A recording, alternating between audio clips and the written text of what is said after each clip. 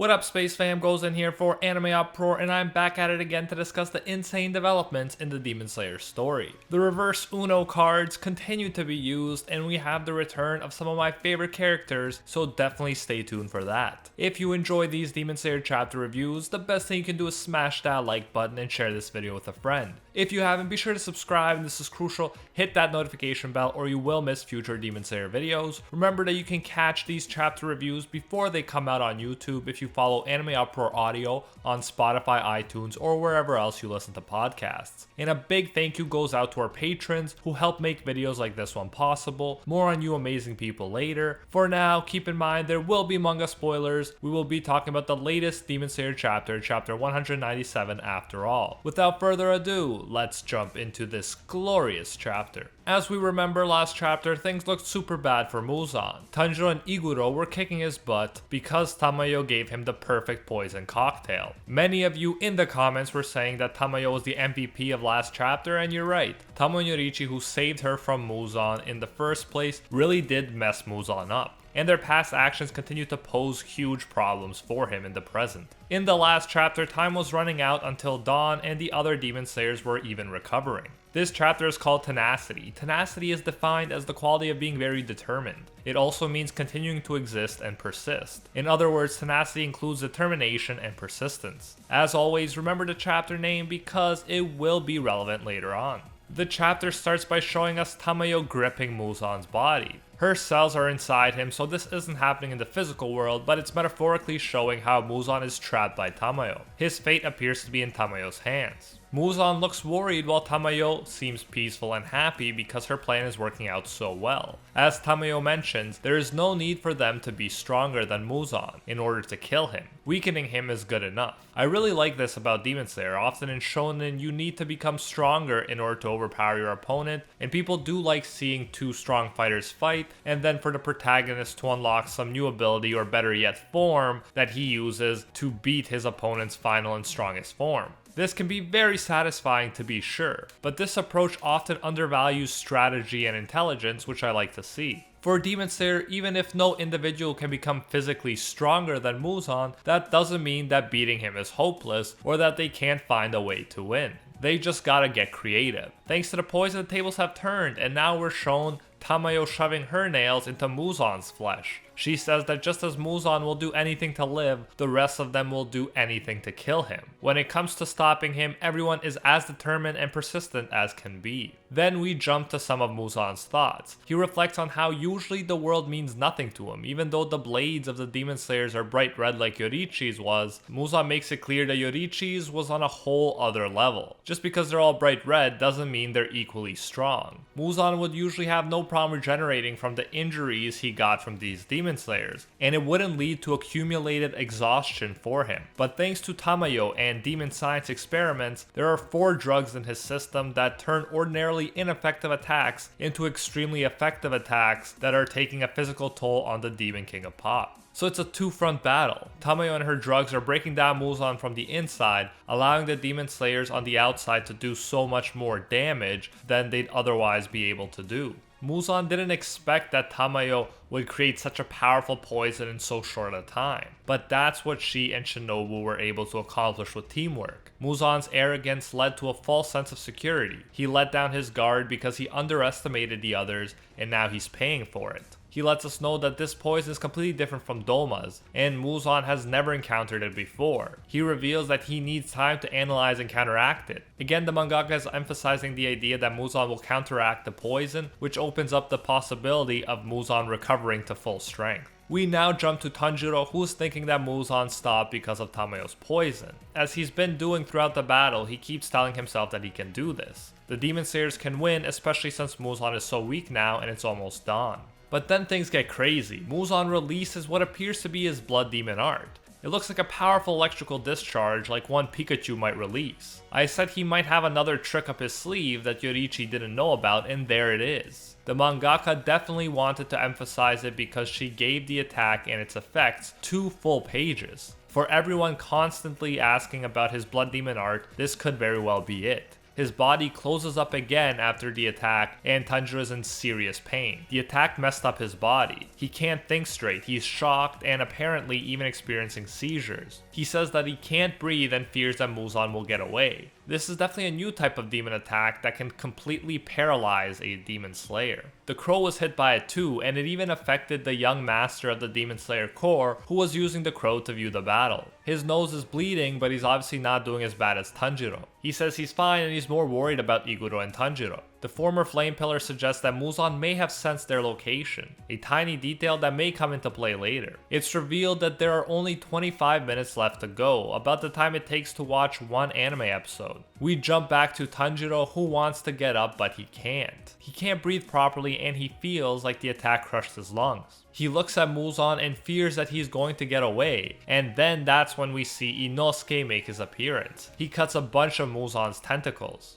I guess that Inosuke would be one of the first to recover because of just how much focus has been placed on his ability to recover quickly. Inosuke, in his usual manly way, talks down to Muzan, telling him that he won't stand for his behavior. It's clear that his injuries are bad and he's exhausted, but he's still fighting. Tanjiro wants to tell Inosuke that Muzan is too dangerous, but Inosuke wouldn't care even if he could hear him. Lucky for Inosuke, Muzan is too tired to use his techniques. Perhaps Inosuke wouldn't usually stand a chance, but because of the poison and accumulated damage that Muzan has taken, Inosuke may very well be able to make a difference. Inosuke is clearly touched by the sacrifice of others and angry that Muzan hurt his comrades. What is hilarious about Inosuke is that he obviously cares about his fellow demon slayers, but he doesn't even remember people's names. He talks about how Gyome, aka the old guy with the rosary, lost his leg, and how Giyu, aka the guy with the half and half Howdy, lost his arm. He constantly calls Gyome old even though he's just 27, which is always amusing.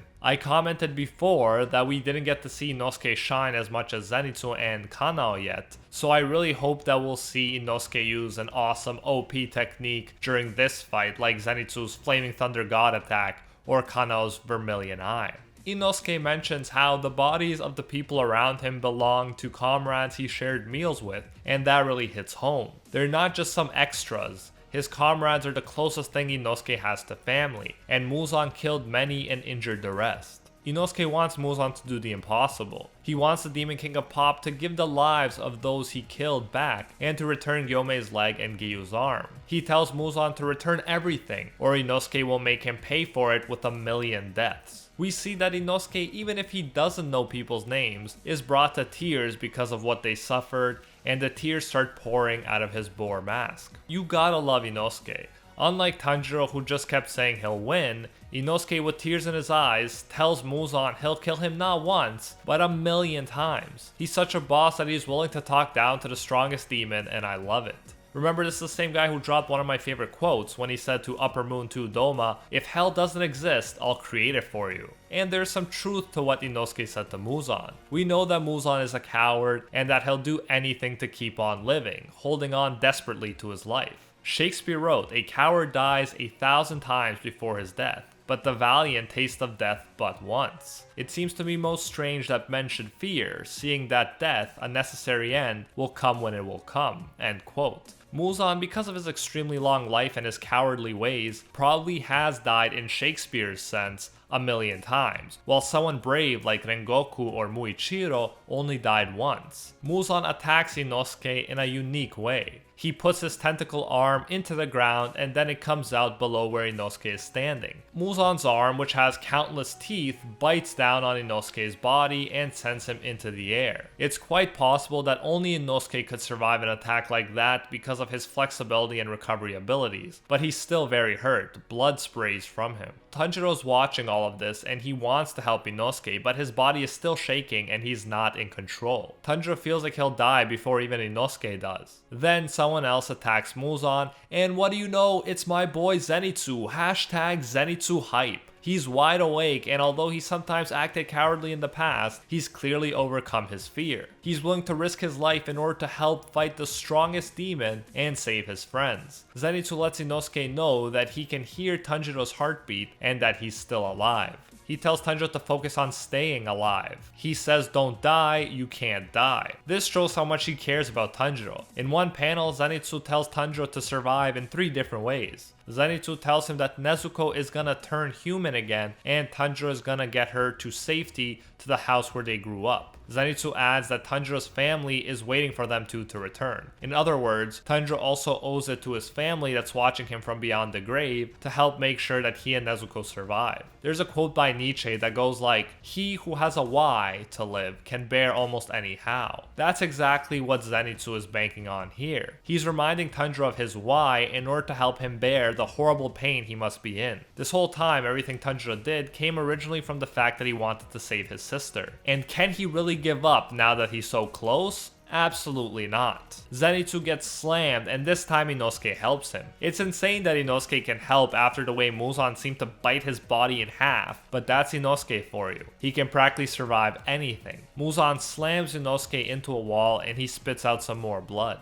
Then we get some important info from Tanjiro. He thinks, and I quote, "If a blood demon art is attacking my nervous system, then a Nichirin sword just might be effective," end quote. He's implying here that it is Muzan's blood demon art that's doing this to him. So this adds even more weight to the fact that we've finally seen the Demon King of Pop's demon art after all this time. Tanjiro wants to stab himself with the Nichirin blade, hoping that that will help cleanse his body of the demon blood. Despite his paralysis-like state, he is able to slowly lift his sword. He stabs himself while trying to avoid hitting a major blood vessel or vital spot. Stabbing yourself with a sword is never an easy task, but you can bet it's even harder when you can barely lift a finger and your body is shaking all over. Tanjiro has no other choice right now, so he goes for it. He wonders if it's gonna work and stop his shaking, but we'll have to wait for the next chapter to find out. Chances are though that he didn't stab himself for nothing. We jump to Muzan and he's in a bad position. He's bleeding and panting. According to him, he can't raise his arms and his body feels extremely heavy. He's furious when he sees Zenitsu and Inosuke getting up again. He thinks about how he keeps crushing them, but they don't die and they come back again and again.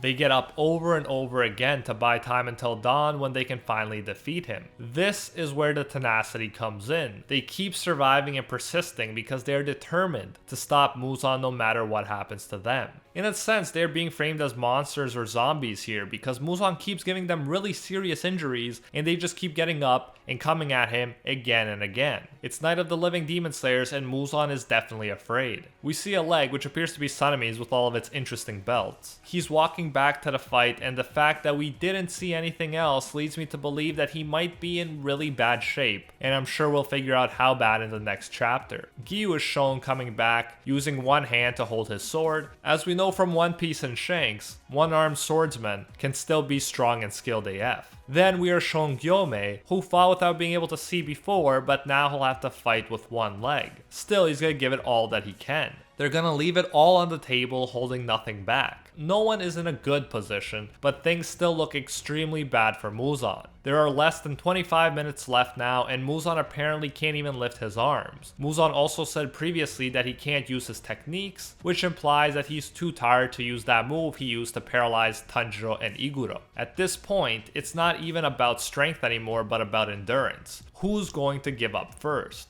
Who has the most tenacity, which is going to be the biggest factor in this battle. As always, let me know what you think is going to happen next. In this chapter, Muzan had a secret card to play that seemed to turn the tables for a second, but now he's in an even worse position, where he can't even lift his arms and the pillars are coming. He's being pushed into a corner, and the question is, will necessity kick in and help Muzan reach some new level of power? Will a human Nezuko show up only to be taken hostage by Muzan? And why do you think Muzan didn't use his blood demon art against Yoriichi when he fought him? Let me know what you think in the comments. Just as with the last chapter, we had so many crazy twists and turns here. Not only did we get what appears to be Muzan's blood demon art, we also got to see the return of Zenitsu Inosuke and the pillars. Mitsuri Kano and Nezuko, the surviving ladies of Demon Slayer, are the only ones that may still show up later. And that's it for this review. Thank you so much for listening. If you enjoyed the review, make sure to smash that like button to let me know. If you haven't, be sure to subscribe, and this is crucial, hit that notification bell or you will miss future Demon Slayer reviews. Remember that you can listen to all of these Demon Slayer reviews before they come out on YouTube if you follow AnimeUproar Audio on Spotify, iTunes, or wherever else you listen to podcasts. A special thank you goes to our patrons over on Patreon who help us survive YouTube issues and who help make videos like this one possible. First and foremost, I want to thank our The One Tier patrons, the ones who stand atop all clans: Steven Ingrata, Alola Natem, The World, Steelers, The School Bus, Tyson Quarino, A Quiet Respect, and Pate Hefa. And I can't forget our Pro Hero tier patrons, the one and only Gilgamesh, Nothing But a Fan, Jason Wilson, Odin, Anatoly Kazatsky, Alpha Dio, Angel Cruz, Team Sparky 65, Rohan Kapoor, Cricket XP, $50 Beat, Ted No Ted, Jalter, Joe Stanton, Very Gucci, Jessica K. LaFond, Alicia Actor, Emperor Otaku, and JCC Waka. Thank you all so much.